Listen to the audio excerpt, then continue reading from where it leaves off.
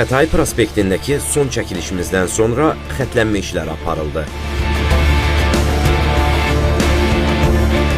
Zolaqlar üzrə hərəkət ziqzaqvari şəkildə təşkil edilib.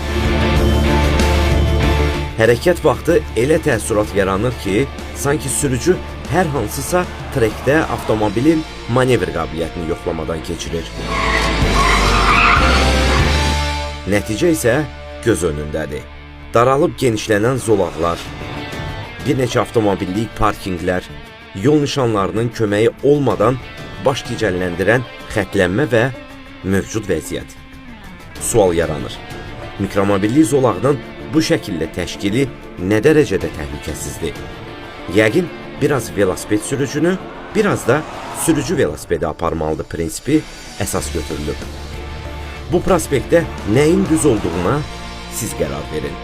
Sizcə bu prospektdə hərəkətin təşkili necə olmalıdır?